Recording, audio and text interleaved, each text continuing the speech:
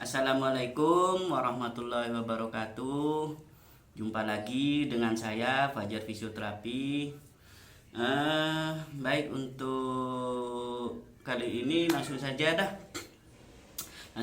kita membahas COVID-19. Nah, fisioterapi pada penanganan COVID-19. Lah, untuk teman-teman atau saudara yang berada di rumah atau melakukan isolasi mandiri, nah latihan ini terutama tujuannya adalah untuk meningkatkan kinerja paru kita. Jadi latihan program fisioterapi ini satu, supaya melatih otot diafragma kita, supaya kita saturasinya juga tetap bagus, dan jangan lupa kita berdoa.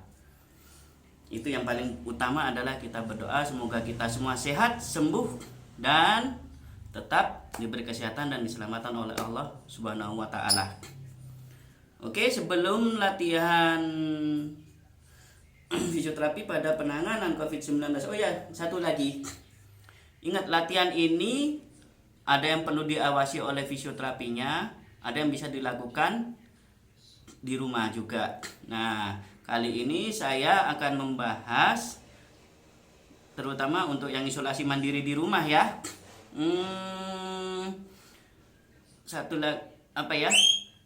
Kalau untuk yang penanganan di rumah sakit, bagi mereka yang kondisinya ya kurang bagus, tentunya diawasi oleh dokter, perawat, dan juga fisioterapi juga untuk latihan ini.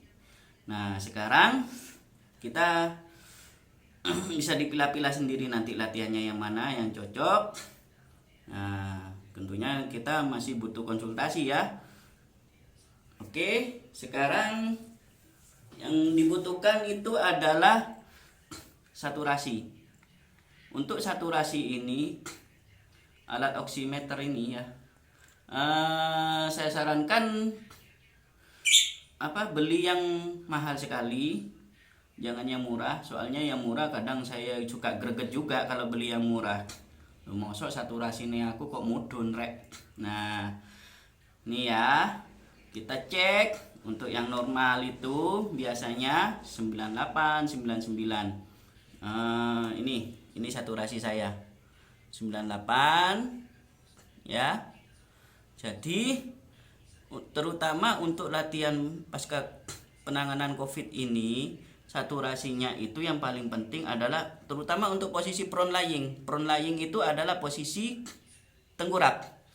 Itu harus di atas 93. Ingat lah ya, untuk posisi prone lying harus di atas 93 saturasinya. Oke, ini saturasi saya. Ini saturasi saya sebelum latihan. Nanti kita lihat setelah latihan berapa saturasi saya. Ini punya saya normal ya, 98, 99. Alhamdulillah saya sehat. Oke. Untuk yang pertama adalah latihan. Oke, kita langsung aja deh ya latihannya ya.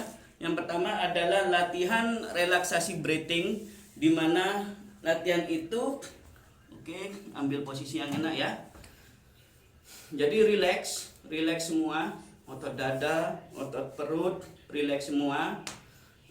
Tarik nafas melalui hidung, tiup melalui mulut. Jadi rileks benar ya. Relaksasi breathing. Tarik nafas melalui hidung, tiup melalui mulut. Tarik nafas melalui hidung, tiup melalui mulut.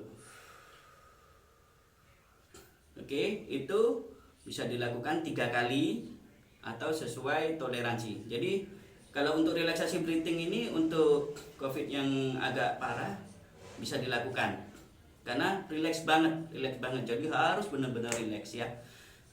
Hanya tarik nafas melalui hidung, tiup melalui mulut. Boleh dengan duduk, boleh dengan tidur ya.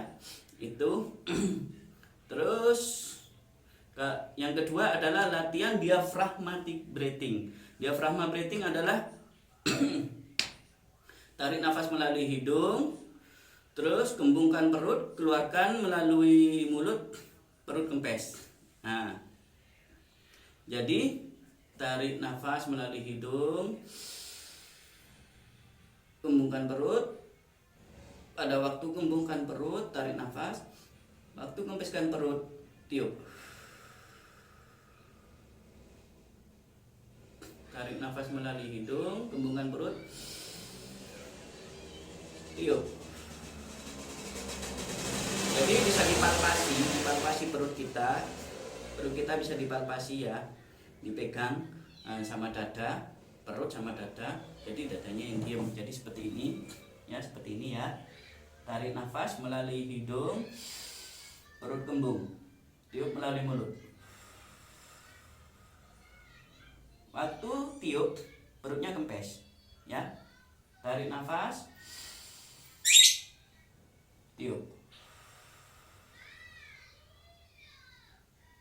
Ini latihannya ya juga ringan. Kalau yang ini ringan bisa dilakukan juga, tapi tetap kalau untuk pasien yang agak parah dengan pengawasan ya. Deep breathing. Kalau untuk latihan deep breathing, tarik nafas melalui hidung, tahan, tiup melalui mulut.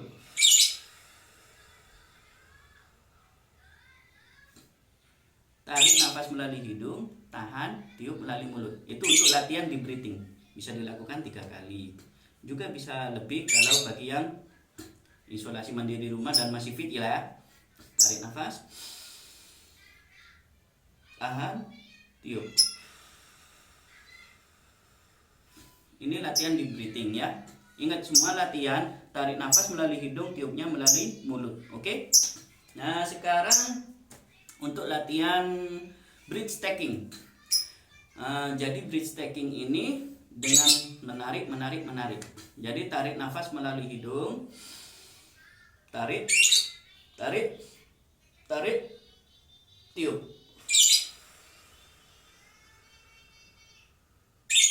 Jadi bridge stacking, tarik nafas melalui hidung, tarik, tiup. Ingat loh ya, semuanya ini harus relax. Oke? Harus relax ini. Oke? Terus untuk latihan yang batuk efektif. Latihan batuk efektif itu ada huffing, ada coughing.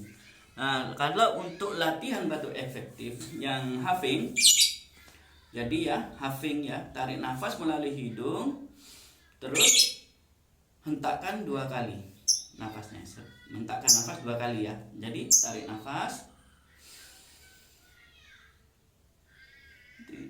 belakang, nah, gitu ya. Jadi tarik nafas melalui hidung, hentakkan nafas, gitu ya. Oke, masih kurang jelas? Coba lagi, tarik nafas melalui hidung, lalu hentakkan nafasnya 2 kali. Oke. Nah, kalau untuk kaging itu sambil dibatukkan. Jadi bisa batukkannya pakai tisu atau ke lengan, nafas di lengan bagian dalam ya. Tarik nafas melalui hidung, lalu batukkan melalui mulut. Hentakkan 2 kali. Gitu ya. Bisa seperti itu. Bisa ditutup dengan tisu, bisa dengan bagian dalam. Jadi tarik nafas melalui hidung, lalu batukkan. Gitu ya. Tuh. Nah, untuk selanjutnya latihan gerakan yang untuk mengembangkan otot-otot dada terutamanya lagi. Itu tadi kalau yang di atas latihan relaksasi breathing, diafragma breathing, deep breathing, bridge stacking, dan latihan batuk efektif. Insya Allah salah itu aman. Tapi kalau masih ragu bisa konsultasi ke fisioterapi atau dokternya ya. Apakah aman dilakukan? Tapi terutama ingat saturasi yang harus dilihat ya. Oke, latihan untuk pengembangan otot dada kita lanjut. Chest ekspansi dengan cara macam-macam. Untuk latihan chest ekspansi itu bisa duduk, bisa tidur. Oke, sekarang dengan duduk aja dah ya. Oke. latihan yang pertama adalah tarik, relax ya, relax, semuanya relax. Tarik nafas melalui hidung, angkat tangan, tiup. Lagi, tarik nafas, tiup. Ini untuk memperkuat otot-otot dada kita ya. Tarik nafas melalui hidung, tiup. Tarik nafas melalui hidung, tiup. Oke.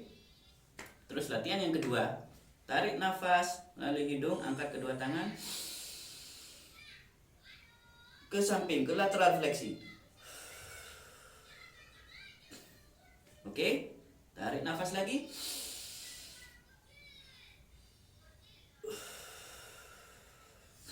Oke, tarik nafas lagi. Jadi otot-otot kita teregang semua, ya. Bisa juga dengan memegang bahu. Latihan yang ketiga, tarik nafas melalui hidung, diputar bahunya ke depan, tiup. Tarik nafas melalui hidung, putar bahunya ke depan, tiup. Lagi, tarik nafas melalui hidung ke belakang, tiup. Tarik nafas melalui hidung, tiup. Oke, bisa juga tanpa memegang hidung. Kalau untuk pasien yang saturasinya rendah ya bisa juga pelan-pelan tapi ya. Jadi bahu, tarik nafas, diangkat bahunya ke depan, tiup. Ini juga bisa boleh sambil tidur ya. Tarik nafas, tiup. Tarik nafas ke belakang, tarik nafas ke belakang. Oke. Sekarang bisa dengan kita rotasi terang. Rotasi terang dengan begini, megang kedua bahu juga bisa. Tarik nafas melalui hidung, tiup. Tarik nafas melalui hidung, tiup. Oke. Bisa juga dengan lateral fleksi. Tarik nafas ke samping. Tarik nafas ke samping. Ingat ya, semua latihan tadi tidak boleh terlalu capek. Itu yang paling utama. Jangan terlalu capek. Kita lihat sambil lihat saturasi ya. Oke. Terus tangan ke samping. Tarik nafas, tiup. Tangan ke samping, tiup. Oke. Bisa juga kita melatih kaki-kaki kita dengan ankle pumping, yaitu dengan kedua pergelangan kaki kita digerakkan. Tarik nafas, tiup.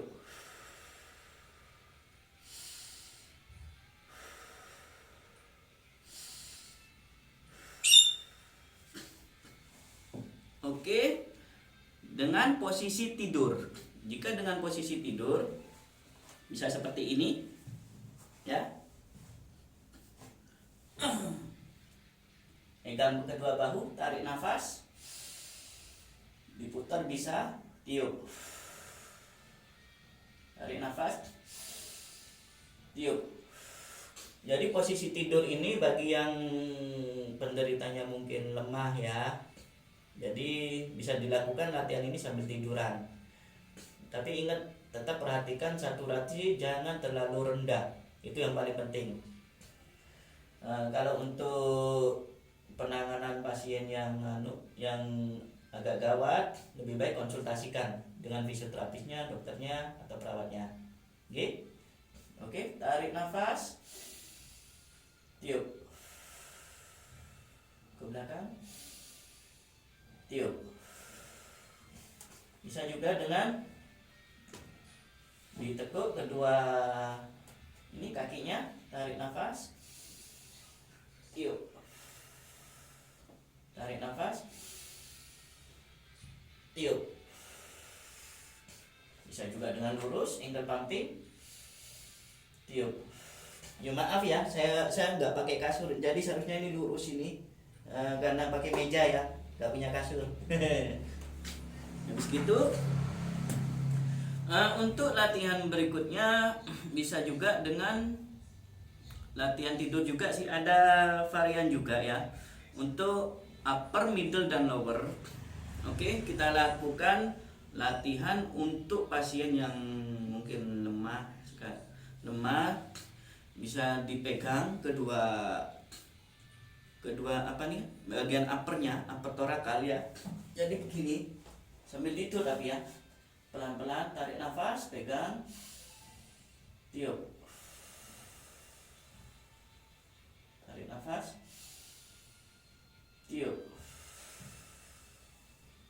tarik nafas, tiup. Middle, daerah tengah-tengah dari torak, tarik nafas, tiup, dipegang ya, dipegangnya agak deket dikit, jangan terlalu kenceng megangnya, tarik nafas, tiup, tarik nafas, tiup. Sekarang bagian lower atau diafragmanya ya, tarik nafas, tiup.